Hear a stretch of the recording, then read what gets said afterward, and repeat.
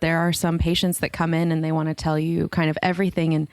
And your mental health is so important to your physical healing that sometimes I do work through these things with patients, but then at the end of that day, you go home and you're just exhausted. You're like, really, I'm only supposed to be their musculoskeletal provider. But we do carry a lot of trauma in our bodies. And so if people are dealing with that and then we hit a plateau, that's when we kind of dig into it. And then you go home and you're just like, oh.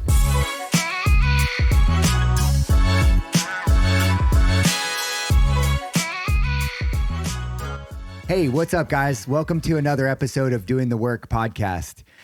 This is the episode with Hannah Fielding. We had a great conversation about her background and how she became a doctor and what she's doing with her practice. And I think you guys are going to love this episode. I recorded this one after the Dr. Zain Hakim episode, in which I had some user error, operator error. And so in this one, I tried to overcome that. And then I had new technical difficulties. So in this particular episode, the camera keeps cutting out during the episode. So the audio should be good. However, there's points when we lose the video. So if you're watching this on YouTube, there's going to be just times when it cuts out. So I apologize for that. Again, it's a great conversation. I got so much out of it, and I know you will too. And so I know that, it'll be totally worth listening to it, even with some of the shortfalls. So thank you for being here. I appreciate you guys listening to the podcast. Please give me feedback on what I can be doing and what I can be doing better for you. And I hope you enjoy this episode. All right. Well, this is Dr. Hannah Fielding. I'm so grateful for you. Like I've been saying, when I asked you to be on the podcast, you're somebody who I've had great conversations with. When you meet somebody and you just get a sense for their energy and like where their heart's at, and you just kind of get a good feeling about someone.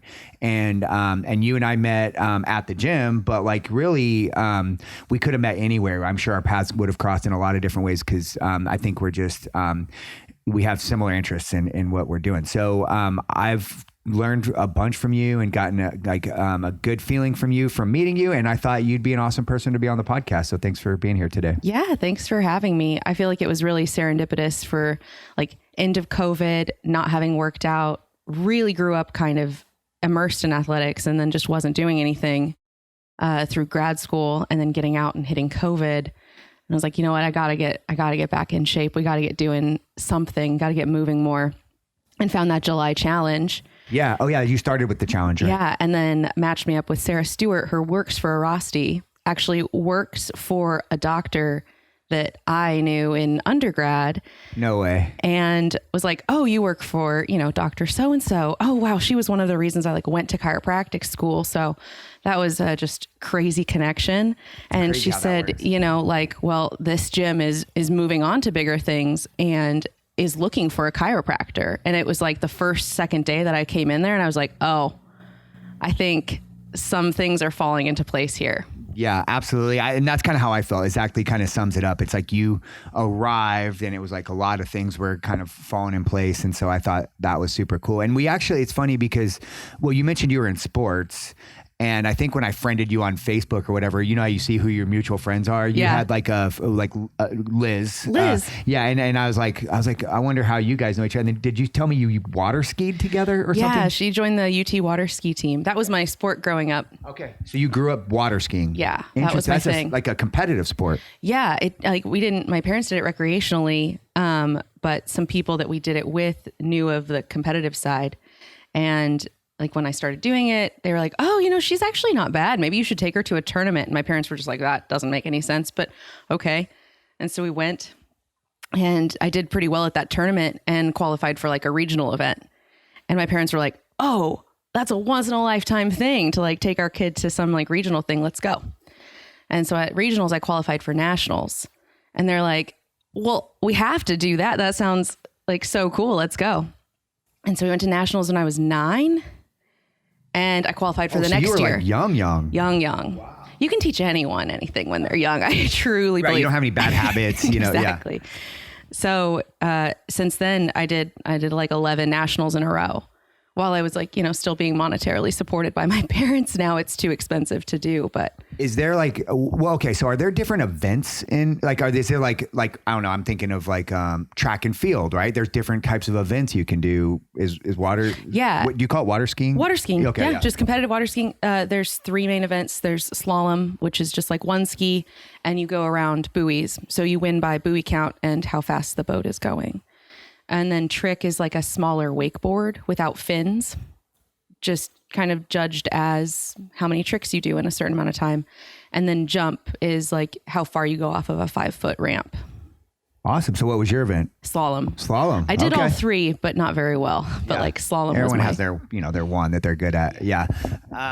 Well, that's awesome. I actually, where my family's from in Kansas, there's a lake there. And like our favorite thing to do during the summer was like, again, recreationally was water skiing. And so, wouldn't even know if I was good. Like comparatively, I don't know, but I always loved it. It's just so fun. So fun. And I feel like anyone can do it. I say that. I don't know. I feel like the biggest hurdle is you have to go near water and you have to have access to a boat. But after you cross those very big hurdles, I've seen a lot of people who can't get up on skis though. I honestly, I've taken friends skiing and it was frustrating for them because like they could not get up. I think that the biggest mental block, because I coached for years too, is you are trying to like pull. It's a lot of athletes, I feel like, that have this trouble where they're trying to control the situation and you can't. Like you will never ever beat a boat. Right. You're not going to pull the boat backwards towards you or anything. You're only going to pull yourself out and under. Right. And so I see this all the time with like very successful athletes that would be like, I can do this. And they just like muscle it. And truly all you have to do is just give it into the boat. Yeah. So clearly I was not a good water skiing coach, or I would have, I'm sure I just gave people the horrible advice because, but it's so fun. It is fun. Yeah. It's a good and time. So when you went to college, they just had that as an opportunity, or did you actually like go to that school because they had water skiing? I didn't go. Well, I growing up, you're like, oh, these are the good water skiing schools. Like I'm going to go there. I'm going to get a scholarship and I'm going to go to one of these schools. Those schools aren't the most rigorous academically. Right. Okay. I could see the correlation. Yeah, maybe. So in high school, when I started, touring and actually getting serious, I was like, oh, well, okay, I'm not going to go to one of those. Let's look, kind of down the line, water ski wise. And I really wanted to go to the University of Alabama. I was like heart set on it. I was like, we got to go here. Got in, got my ski scholarship, got my academic scholarship. And then like right before I was like, let's go. My parents were like, actually, because they lost my college money in 2008. Your parents did? Yeah. Oh, wow. Like not all of it, but a lot of it. Because of like the housing bubble and all that? Oh, no. I don't know where it was. I don't understand all of it, but so they were like, no, you can't go to Bama because it's X amount more and you can get a better education at UT. So interesting. You have to go to UT, and what a privileged education, right? Like to be Texas is like, great school. Oh, great school. Yeah. I can't believe how much of a brat I was at like 18 to be like, oh, UT. Yeah. Well, that's the adolescent condition, So where did you grow up then? Are you from Texas? I was born in Southern California. Okay. And then we moved to Texas when I was 10 or 11. Okay, what part of Texas? North of Dallas. There's we actually moved to a like private ski lake. Okay. There's a developer, Princeton, Texas. Are you familiar? No. Well, I'm now, because I'm in the National Guard, my unit that I just got moved into is way up north, basically almost Oklahoma above. So I'm kind of learning the towns now. So like I'm in Sherman, Denison. Oh, okay. So you're pretty much just straight north 35 of Dallas. So if you hit McKinney and go east on 380. Okay. That's Princeton's out there. Okay, cool. I was just at, there's another place that has a popular lake. Fort Walters is by there. I don't remember, but there's like apparently it's like a big place to go in the summer for lakes, but Princeton isn't the name that I was remembering, but anyway, well, cool. Yeah. Yeah. So, okay. So growing up, this is like a great, so growing up being a competitive athlete in the sport, like you did, you toured and you had 11 nationals. Is that what you said? 11 nationals. How does that develop you as like a young person? Like, what character did you build? Or maybe like sometimes it's like can be right. It can go the opposite either way. Yeah. So like what was that experience like for you? I feel like it varied from year to year, depending on whether that year was trending better or trending worse. I did learn in regards to like how you were performing. Yeah. Or, yeah. I did learn. I'm a super competitive person. No. Someone who's a doctor is super. No, get out. When I actually kind of a segue, when I went to chiropractic school and interviewed and they said, this isn't a very competitive program. Like we all just kind of nurture each other here and there's not competition. I was kind of bummed. I was like, you're like, I'm out. Yeah. I was I'm done. Okay, I get that. But also aren't we trying to compete anyway? I could go on forever about education and the competitive process, but we won't divert ourselves here. I mean, education is inherently competitive. Well, it could be. It could be. I actually, because anyway, I mean, I feel like it can be competitive, but I think it could also not be. I think what throws a lot of kids off is the competitiveness. And for you were probably inherently competitive. You thrived in that environment, but I think there's a whole lot of kids who don't. That's fair. And I think it can break you too, because I think it did break me at some point. It's tough when your parents are your parents and your coaches and kind of your everything. And now I'm an only child. So there was a lot of like bringing the competition into the home. It was pretty much all centered on my skiing. That was your whole life? The whole life. Did you go to a regular school or regular school? Okay. But I wasn't allowed until I was in high school, middle school, high school, to like play other sports because they would take away from skiing time. So then when I finally got into middle school, high school, I was like, I want to play some other sports. And they were like, sure, as long as it doesn't interfere.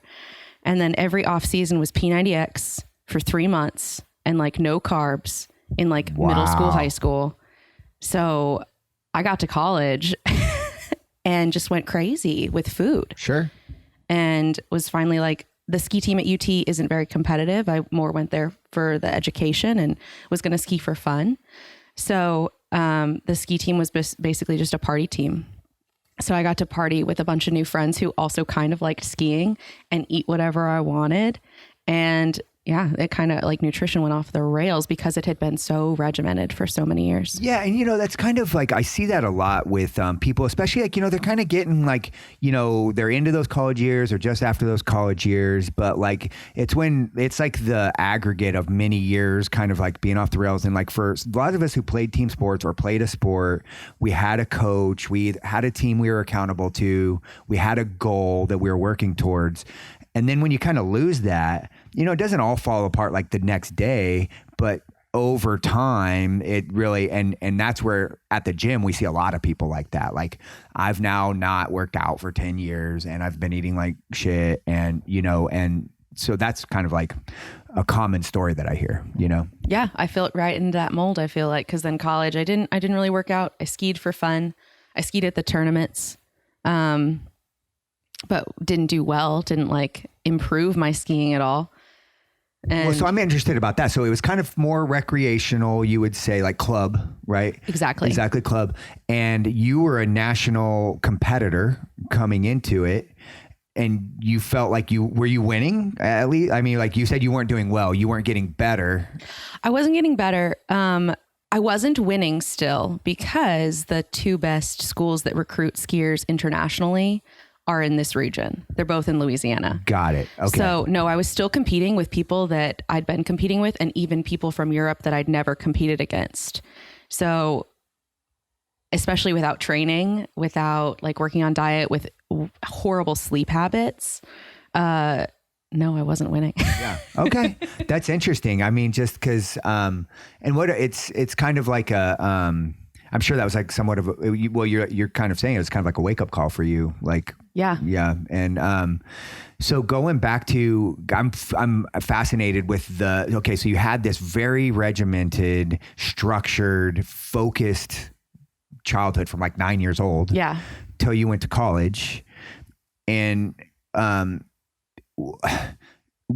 tell me a little more about like, okay, was it like when as soon as it was like, I went to college, you were like, yes, I'm free? Or was it more like freaked out? Like, I don't want to do this. No, it was, yes, I'm free. Like, my partner, he went to community college first and then transferred to UT.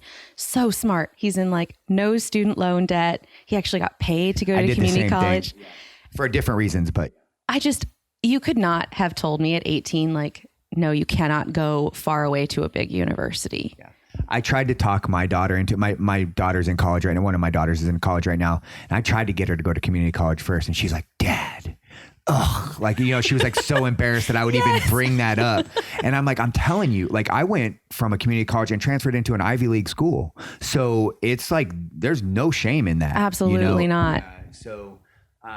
Yeah, I wish my daughter would, now she's getting some expensive private school that I'm paying out the ass for. Right. Well, that's what I tell Hayden, like if we have kids, like I hope they see that your path like worked out well and that they don't need to follow mine. Like, oh, you have to go to a great state school and you have to go be a doctor. Like there's so many different things for people to do. Nowadays, like it's hard saying this because I am in the generation of people where like to be successful, you have to go to college. Right. But I feel more and more, it's like information and education is so free now. You can find, I mean, unless you're going to be a doctor, like for you had no other pathway. Right. There's some specialized training. Sure. If you're going to be an attorney, you're going to be a doctor, you're going to be a engineer. There's certain ones, that's the pathway. You want to be an educator, things like that. But man, I don't know. Like, I don't know if I would have gone to school, knowing what I know now, would I have spent all those, by the time I got changed my degree multiple times, and all this other stuff, I had gone to school for 6.5 years and was in almost $100,000 worth of debt. And I don't know if I'd do it again, Yeah. I think more people need to hear that there's just not like this cookie cutter path. Like from the 4th grade on, every year it was like, I'm going to college. And we would our school would take us on field trips to a university just because you have to do this. And both my parents have master's degrees. So I grew up thinking there's no other way. You go to college, you go and get your advanced degree. And you got to find out what you want to do it in, but you can only do it in 4 years. You don't have time to mess around. And you just get through it and then you live your life. And life is messier than that. Way messier. And that's interesting that you say that because I was fairly disappointed with my higher education. So my story was a little different. I had no other opportunities. I went to the Army because I was not going to go to college. No college. I couldn't even gotten into college even if I had applied. Then I got my shit together in the Army and then went to school as a adult, much later. Using the GI Bill or while you were still in the Army? Yeah, I took some college classes while I was in, but I officially got out of the Army and then went to college. I just thought I was going to go there and be enlightened, and I was going to be around all these brilliant minds, and I was going to explore all these different. I was just going to find things about the world and people that I had never even thought of before. And it was just like high school again. It was I was like, this is so fucking easy. It was just disappointing, I get that entirely. It's all still the same. It's come here, listen, take the test. Come here, listen, take the test. Have a particular talent at taking a test or writing an essay or whatever your field tends to lean towards. It's just not hard. Yeah, I agree. Texas definitely prepares you for test taking. That's all they harp on growing up. It's you got to take that into your test and pass. So by the time I got to college, I was a really good test taker. If you wanted to ask me something 20 minutes after that test, I don't know. Yeah. How much can I retain? How much have I retained right now? I mean, just some stuff, but. What did you get your degree in? I was applied mathematics for a while. So statistics was what I started with. And then I was all set up to go pre-med. So I was going to go to medical school. So I have a biology degree, actually human ecology. I graduated with that, but then just totally got cold feet on med school. So what was the reason for that? I was already older. So I started school at 25 years old. I started college at 24, 25 years old. Mm-hmm. And I just started doing the math on how much longer it was going to take me to go through residency, go through med school, go through residency, all that stuff. And I was just man, 9 years, 8-9 years is that what I'm in for right now. And I just got cold feet on it. I was just not doing it. So I took a summer to figure things out. I ended up actually in that time I was close to being able to get a bachelor's degree in social work because my undergrad was in social work. So I ended up finishing that bachelor's degree, worked as a social worker for a while at my bachelor's, and then ended up getting my master's degree in social work. Oh, nice. Okay. Later on. And then later on got another degree in exercise science when I started gravitating towards that field. So how did you jump from working in social work to kind of more exercise based? People ask me this all the time. So people always are like, how'd you go from being an airborne ranger to a social worker and then to being in like the fitness industry, owning gyms and stuff. And actually for me, it's just like so organic that like the first thing was that what I learned in the Army was that I loved helping people to reach their potential, whatever obstacle they had in their way to being their fullest self, the most potential, I wanted to help them with that. And was my only part that I really loved about the military. Like all the jumping out of airplanes and getting shot at and all that stuff was like, that just wasn't me. So when I got out of school, I knew I wanted to help people. Like I knew I wanted to do something. So that's why medicine was, it's kind of like, well, you can make money. And that's what you're told as a kid. It's like, if you want to help people, go into medicine. My parents are in the medical field. So that's just what I knew and what I kind of gravitated toward. But as I started learning more, I started learning about social work and how broad it was. You can work in so many different fields with so many different populations. And you have a lot of flexibility and artistry about how you can do that. You're not like caught into all the medical procedures and policies and stuff. So I got into that. And then I just realized the people I was working with, I worked with people surviving cancer. I worked with juveniles in the juvenile justice system. I worked in the public health industry. I was a sex health educator for a while. I did like various different things. And I just started realizing that like all these people need a baseline wellness. Like part of the reason why they're struggling so bad is because they eat like shit. They've got bad habits. They're surrounding themselves with people who have similar bad habits. So I just started taking these people I was working with through social work and like helping them to get fit. I was already interested in that. I had done I became a personal trainer in the Army just because I was trying to help my guys be fitter. And so I was just using that knowledge to train people so that they could overcome their poverty issue, their cancer issue, their fact they got arrested, like whatever it was. And I just more and more, I fell in love with that part of it. I didn't do a good job. I would take on people's problems. Like I did it. It would just like, it's draining. It was so draining. And I was getting sick. I kept getting depressed, like a crippling depression. Like I couldn't get out of bed sometimes. And so I just realized like, let me just climb onto the part of this thing that I'm doing that I really love and try to redirect this path a little bit. And that's how it happened. That's awesome. Yeah. I guess it's not that far of a jump anyway, because you just realize that everyone needs movement. Yeah. And no one's getting the kind of movement that we need. Yeah. Anymore. And I had realized success in my own life. Like I'd been an athlete my whole life and being a tactical athlete as an airborne ranger, I just realized like, okay, if you're going to be successful at anything, you have to have, I'm not saying you got to be like an elite person, but you got to have some physical fitness. And so that was just part of who I was. And I was just trying to help other people with that. So yeah. That's really cool. Yeah. So it all kind of fits for me. Although some people are kind of like, that's weird. They don't connect social worker, especially an airborne ranger. I mean, like they're on the surface, very different. But yeah. So what about chiropractic? Like made you did you know from an early age that's what you were going to do? Not at all. Okay. No, it was kind of same as you. Like I knew I wanted to medical field-ish. I knew I wanted to help people. In high school, I started doing athletic training at my high school. I was like, oh, okay, this is cool. This is the way to become a physical therapist. And then kind of the people around me in my life were like, oh, I think you'd be good at being a physical therapist. Because then before all these people that I knew, I was like, maybe I want to be an interior designer. And they're like, I don't think you're very good at that. Like, do that as a side project. Like do that as a passion project. Like you're young, but also I don't think you have very good style. Like very obvious. People were like, no, don't do that. And I started saying like, oh, maybe PT. And people were like, oh, okay. I was like, okay, I'm getting good feedback on this. All right. So I did athletic training at UT and it was just a lot. It was a lot of work. So you're expected to go to, all your classes as normal, and being pre-med, you're taking the pre-med classes on top of the athletic training classes on top of your base. And you're expected to work for free 40 hours a week for football team, for baseball, for softball, and just like naturally do that and still have a sort of functioning life. So after 4 years of that, I said, oh my gosh, I don't know what I want to do. I know I don't want to be an athletic trainer.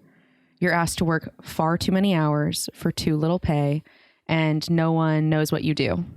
Yeah, it's interesting. And even me being so in a related industry, they don't come first to mind as like a track Right. in the, they're kind of like although a cool section of fitness and athletics and stuff. You're right. They're kind of like overlooked a little bit. It's like, oh, you just train their strength or you just train for their sport. It's like, no, actually we're basically a physical therapist, just without a doctorate, without that sort of credentialing. Obviously, PTs are very well trained, and athletic training is now just either a bachelor or a master's, but you're still a medical health professional, and the pay does not reflect that. And then, just respect from the higher ups at whatever institution you're at doesn't respect that either. Yeah, it seems like the people I know who've gone that route, it was like a great stepping stone. You learned a lot. You got some great experience. You met some people, but it hasn't been, the people I know haven't stayed there. They've gone on to other things, and it was a great foundation for them.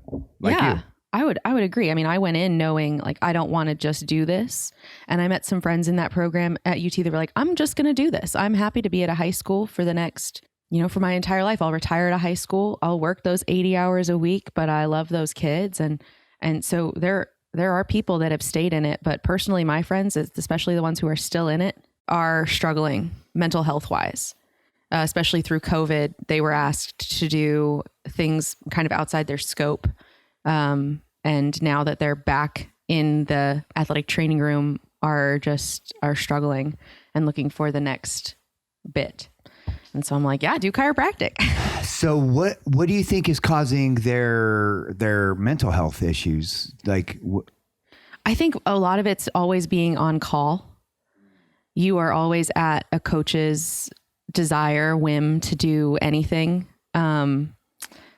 If that's like Saturday morning, like I had plans with a girlfriend, and she was like, oh, never mind, can't do it. I have to go lead like stretching or something like that.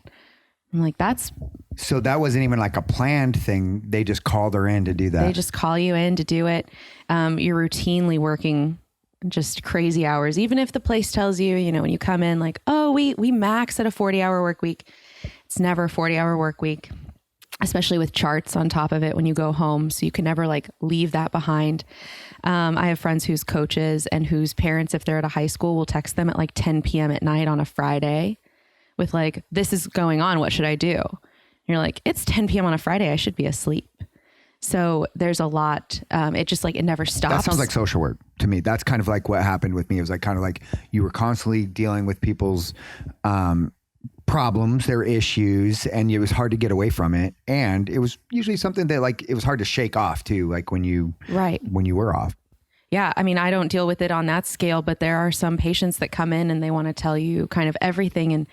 And your mental health is so important to your physical healing that sometimes I do work through these things with patients, but then at the end of that day, you go home and you're just exhausted. You're like, really, I'm only supposed to be their musculoskeletal provider. But we do carry a lot of trauma in our bodies. And so if people are dealing with that and then we hit a plateau, that's when we kind of dig into it. And then you go home and you're just like, oh. Yeah. Have you read the book, The Body Keeps the Score? No, but I've heard of it. Yeah, a lot of chiropractors that I know, I haven't read it either, but they almost always reference, and what you just said a second ago kind of mentioned. And actually the guy I was sitting talking about before we started recording, the guy who's into the somatic breath work is actually a chiropractor also. And he started realizing like when someone has a knee issue, it's like sometimes related to this other thing. And he just started realizing how and we all know there's a mind-body connection, like everybody knows that, but he just started going down that path way more than the chiropractic. Like he doesn't want to do a traditional chiropractic. Yeah, he's not practicing that traditionally He anymore. is, but he's kind of like more drawn to the other stuff, That's cool. Yeah, I haven't read the book, but I mean, you can just see it clinically all the time with people that have experienced something, especially with COVID these last couple of years. Everyone's life has changed so dramatically.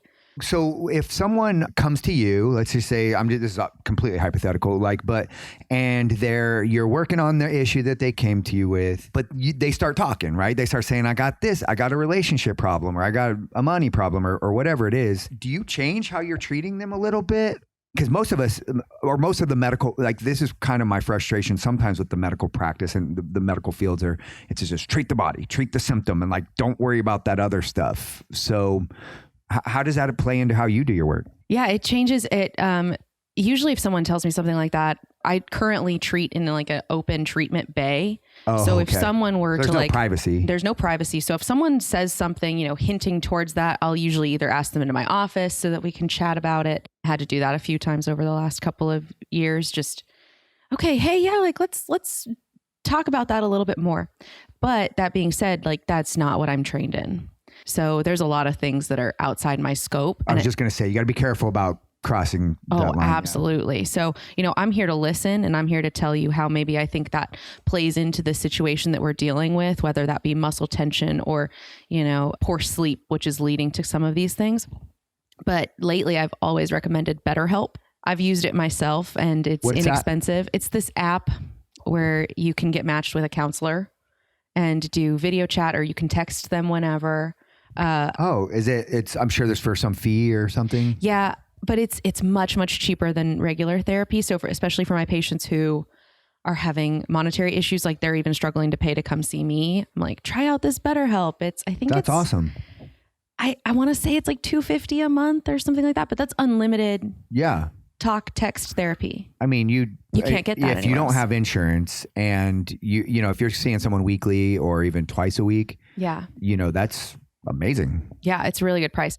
Recently, though, because I started using it kind of in the pandemic, just struggling with career things and, not being able to buy a house, like not advancing in my adult life the way that I thought I would because of COVID or, because of other things, but feeling like it was because of COVID, I started using BetterHelp. And now I think that BetterHelp doesn't pay their therapists very well. Oh. So that may be a problem. It's similar to child labor, where you get cheap help or whatever. Yeah, because you're paying a cheaper rate. Obviously, they're not getting paid as well. And so I was like, oh, dang it. How bad do I feel about this? Well, I mean, they have choice, just like you have choice. And, you just got to believe that people are choosing what's right for them. So, Well, so some of the stuff you just said, so you had been thinking about your career. What do I want to be doing? I have these things I want to do in my life. Where have you landed with all that? Like, what's going on? Like, what are you working on? Yeah. When I first got out of school, I was like, I'm not ready to open my own thing. Like, I don't know anything, and I feel like if you do feel like you know everything enough when you're coming out of school, you have this just wrongly inflated sense of self because you've only done, like with doctors, you do a residency and everything like that. Chiropractors, you treat like X amount of people and then you're released into the world. And I was like, I don't think I'm ready for that. So I'm an associate. So I was kind of finding my associate, found a doctor I love who also went to my school, was like waiting to work for her. And she wasn't quite ready for me, but I was like, I want to do it. So I went up to work there for a couple months, really, really hard to build a patient base. I was seeing like 2 people a month. Oh, wow. It was so slow because I was like, I really want to work with you. And she was like, I think we can sustain it. I'm busy. That didn't translate. So as much as I enjoyed it working there, COVID hit and she had to let me go because I was only seeing 2 people anyway. I went and worked at HEB for a little bit because I was like, I'll come back after this shutdown. So I was like delivering food to people's cars with a chiropractic degree. Amazing. Yeah, it's just crazy. Like, yeah. So taxing, just like, oh my gosh, I have so much money invested into this. What are you doing? I went back to work for her, and just after 3 months, I still wasn't picking back up, mainly because no one was coming in because of COVID. Got another job. I see a lot of people there, but it comes with its own issues. And so I was like, you know what? I feel confident as a practitioner now. I know kind of how I want to practice. I know my ideal demographic is more the athletic population. People who, when you task them with doing homework that will actually kind of get them better and they will feel empowered to kind of take control of their own health. That's the population that does that. So I really enjoy working with them. And so I'm thinking about starting my own thing. Yeah. Mainly focused more on sports chiropractic, which includes aspects of regular chiropractic adjustments, things like that, but also focuses on, soft tissue modalities and corrective exercise and stuff like that. That's awesome. So that's interesting working with the athletic base, like kind of working. And this is something so again, like I do have beef with the medical world because I think that they try to separate, body from the mind and a lot of other things. But I love what you just said because like what you said is basically the athletes that you work with have a why. They have a purpose. They've got something bigger that they're trying to work on. And they know that their body is just a tool. They're just the canvas of that. And so, of course, they're going to be more compliant. They're going to be more motivated. They're going to do the homework that you give them. And they're going to come back when you tell them to come back and all that other stuff, which I love. And I wish more medical providers would try to dig into a little bit more of like, well, why do you want to be healthy? Because it won't be hard to get. I mean, like I do in my world, it's like it is frustrating when someone has, physical health problems. They're trying to be healthy. Maybe they're overweight, or maybe they've got weakness in part of their body or whatever. But they're just it comes across as not motivated, right? But I think, what I'm lacking to do, what I haven't done as well, is trying to figure, well, what is your big picture? What is your why? What are you trying to work towards? And then I can tap into that and just use your body as a part of it to get you there. Yeah. I just read a book because when I open my own thing, I'm planning on not taking insurance. Yeah. Because insurance dictates what the provider can do. So you've felt education this way as well. And insurance, like, don't even get me started. So insurance bothers me a lot for a lot of different reasons. It's the best con that someone ever came up with. Truly. They're making so much money. And not paying out. Exactly. Yeah. They reduce your rates every year. They make you jump through even more and more hoops to get paid from them. Blue Cross Blue Shield sent out this like scary letter to every provider this year. Like, you're billing this code too much. The thing is, they billed it out. They sent that letter to everyone. And we all know, we all talk. So it's just a scam. Anyway, so I'm planning on not taking insurance. Good for you. So I read a book just called Fuck Insurance by Danny Matta. He's a PT in Georgia. And he kind of changed that for me. Like, just get really goal oriented with people. Everyone's goal is different. Your goal for them is not their goal. And they're not going to get as better if it's just you enforcing your goal for them on them. So I've started asking all my patients in the last 2 months, like, what is your number one goal in these first 4 weeks? Do you want to play with your kid more? Do you want to pick up your kid off the floor? Because that's not what I would have thought, but that's yours. That's exactly what I was saying. And so I coach my coaches. One of my favorite parts of my job is coaching coaches. And a lot of times as a, especially when you're first getting into coaching and being a trainer or whatnot, you're like, I want this for you. Like, I want you to be stronger. I want you to run faster. And we get attached to that. And then when that person's not meeting that expectation that you had for them without even having the talk, right? We haven't had this conversation. I didn't tell you that I wanted you to do this. And then and then when they're not living up to it, you get frustrated with them, and then, even if you don't mean to. Yeah.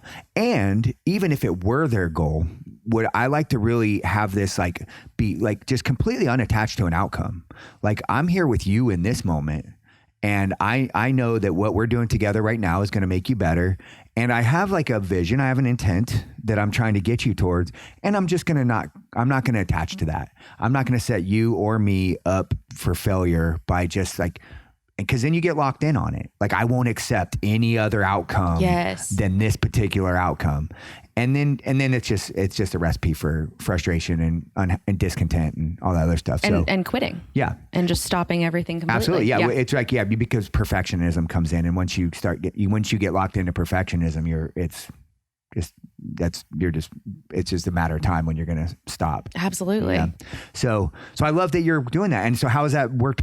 Has that worked better for you? Like, what have been the results, the outcomes? It really all that has. Stuff? Yeah. We work with a general population right now. So we see a little bit of everybody, all ages, and hearing some of their goals is really kind of changing. And the fact that I put it in their chart in front of them, I'm like, this is the goal we're working towards. Then great. This is how I'm going to help you. This is how you're going to help you. And I've seen really good patient outcomes from it. Yeah. So you're going to bring that into your practice. Where are you at with all that? You're getting it. You've kind of developed your business model. You've obviously thought about whether you're going to take insurance or not, Yeah. I've got a name. I've got a website in the works. What's the name? It's going to be Revive Sport and Spine. Nice. Because I wanted it to be, I got a website in the works. I'm using Squarespace. I'm kind of learning how to build a website. Fun parts of being a small business owner. Yep. You become a jack of all trades. You become a designer and a website. Truly. Yeah, it's crazy. Yeah. It's funny though. I was even talking with someone at the gym and they were like, oh yeah, Squarespace is great. If you need any tips, let me know. It's cool what the community around you to help like build you up can just surprising out of nowhere. Just like talking about it, being like, oh, well, I used to do some website stuff. Like, oh, yes, cool. I'm huge on whatever your goal is, whatever you're working on, and like whatever aspect of your life. I'm big on and speaking it into the world. Bring it into as many conversations as you can, because it's amazing like how you essentially enlist people into your goal, into your dream. And how many times that happened for me when I say, I've got this dream of opening a gym, right? And they're like, oh, I've got a buddy who's got some equipment he's selling, or who opened one and he knows, has all this information, or same thing, like, oh, a buddy who would do a website for you. It's just like, it's like when you speak it into the world, you speak power to it, and you recruit people into it, and you're much more likely to achieve it. Totally. Yeah. And I felt that way, right? Like, cause we've talked about me opening up in your new space. Yeah. And Bastrop Fitness Project. Yeah. Yeah. And it was looking really enticing. And then the numbers didn't work out. Yeah. So the background for the people listening for that is that, so the big picture is, so I'm building a building called Bastrop Fitness Project. And it's been one thing after another, just like I could do a whole podcast on like how that particular project has gone. And the challenge we're having right now, and what you experienced through kind of starting so being on the tenant end of it, looking for a space, is that the project cost us so much more money. And so I'm having to have these conversations with tenants about saying like, hey, like what we thought the rent was going to be, it's going to be a little higher than that. And in your case, you were like just getting started. You're starting a new business. Right. You've got to start up your thing. Like, I got this cost and I got that cost. And it's a little scary anyway, because I don't know how many clients I'm going to have. Yeah. And and you just have to make strong business decisions. And sometimes they're hard because like you've already, we've been talking about it for months and stuff like that. So it was like kind of heartbreaking, like, oh dang. Cause I mean, really even the reason I got the ball rolling on getting my LLC was like, I think there's going to be a great space. Right. Cause we had that initial, cause like you were like, oh really? And then I could see like you hadn't fully thought about making the leap yet. Right. Until I had mentioned that. Cause it's scary. Yeah. And so that's, it is frustrating. So like, what do you do in that situation? You had a goal. So perfect example, you had an outcome in your mind, you had this end state, and then it changes. What do you do next? Honestly, the next thing, I'm not entirely certain. Like I kind of looked around at other spaces for lease. There's nothing, everything's too large. Okay. That's getting leased out right now. So I don't need 1,000 square feet. Right. Which is a benefit to you. You can be lean. Yeah. You can be agile, which is great because I'm assuming you just be working solo practitioner, right? Yeah. I mean, starting off, at least what my mentors and what some of my friends have done is just, kind of lease out a room in something that already exists. So I kind of gotten in with their patient base, whether it be with PTs. Like I've got a friend in Arizona who did that. And I've got a friend in Austin who just got into a gym. Their gym has been around, and they said, oh, well, we survived all of COVID without someone in there. So you don't have to pay us rent for the first 3 months. Oh, wow. And so for a new business, that's amazing. Yeah. And I was like, well, I'm not going to find that, but. Well, actually, like thinking creatively, could you start your business without a room, like in a corner of a gym? Like how many walls do you need versus what, Yeah, I mean, that's a good point. My mentor started in like a closet in her gym. So, as long as people are fine with the privacy of it, then you can start it pretty much anywhere. I mean, if you're working with athletes anyway, they're probably, it's probably not as private, although I'm not knowing your industry, I don't know what they gotta be dressed in and all that. Oh, it's usually normal clothes. I don't make anyone like get into a gown or anything like that. Well, it hadn't occurred to me before, and we're having a business conversation on a podcast, but like, what if we just like allowed you to build up your client base in the gym without renting space, and then when you had enough money to afford the office space, you could make that leap if you even want, even if it made sense to you. Yeah, I think we could explore that more. Absolutely. Cool. Awesome. Well, see, there you go. On a podcast, you just start talking, you're coming with creative ideas and solutions to things. Yeah, I think that sounds cool. I hadn't really thought of that before, but yeah, I was bummed. So again, like just having a transparent conversation on the podcast, like I was bummed because I had my main reason of being into like wanting to create that space was to create opportunity for people to help people to get their dream that they'd been trying to work on, and to have this like beautiful holistic space that had just like a very diverse offering, complementary but not stepping on top of each other's services. And so like, of course, when I saw that email from you, I understood right off the bat, because dead honest, as like, I'm like, can I figure out how I'm going to pay rent in there now that prices have gone up? Yeah. So I got it. And then mostly I was bummed just because I was like, oh, she had this goal, and like I knew what she was working towards, and that was the more frustrating part for me. And so I'd love to try and figure out a way to like make that all work. That'd be cool. Yeah. It's just, after working at that chiropractic office, and she already had an established patient base. And so, and worked with like 3 CrossFit gyms, it should have been easy for me to start building up a patient base. And just after I saw the reality of that, I was very nervous to enter into like a rental agreement at a CrossFit gym. Yes, nonetheless, I do think it's going to be a good community, but just only seeing like 2 patients that first month, like you gotta plan for, if the worst happens, will I survive this? Yeah. And monetarily, I just was like, I don't know if I could. Yeah. I call that I don't call it. There's a term called the Stockdale Paradox. Okay. You ever read Good to Great? So out of this book called Good to Great, it's called the Stockdale Paradox. And the very fast story of that, he was a prisoner in Vietnam for the longest time. He was the longest prisoner of war. And so he was asked by this author, like, how did you get through that, Admiral Stockdale? And he said, essentially, I had the ability to face the brutal facts of my situation. Like, I didn't shy away from, like, I wasn't sitting there going, I'm going to come home Christmas wouldn't come and I'm going home by Christmas. He was able to accept all the harsh realities of what he was doing, and at the same time latch onto the undying hope, the undying belief that he was going to make it out of there. Yeah. And so I think for small business owners like us, that's what it takes. Like, you have to be savvy enough, smart enough, conservative enough to say, like, I'm not going to just put my sign on the door and people are going to come rushing towards me. Yeah. I need to build this. So I need to create plans and systems that help me to start from nothing and plan for the worst of times, while knowing this is going to work for me eventually. Yeah. I think that's great. I feel like that's exactly it. I feel like too many people get in, or at least know many chiropractors who have not made it because they're just like, I'm starting a business. Yeah. And there's not necessarily like a plan, or there's not numbers behind it. And you're just like, well, I have the education, so let's do this. Yeah. Well, and they just, again, they get a vision of, oh, this is how it's going to be. Mm-hmm. And then when that doesn't happen, they just can't pivot. They just can't adapt. It's like, well, now it's like, well, you would have saved your business if you had just hit this road, right? Like, if you just taken your table to that place and to this place, into that, but you thought you were just going to open the doors of your office, just to open a website, and people are just going to find you and they're just going to come running in. Yeah. And that's just not how it works. I mean, you got to be scrappy. Being a small business owner, you've got to, you got to grind it. You got to grind it out. So, and so if I could ever give you any advice, that's it. Get scrappy, be agile. Don't lock into any particular way that your business is going to look.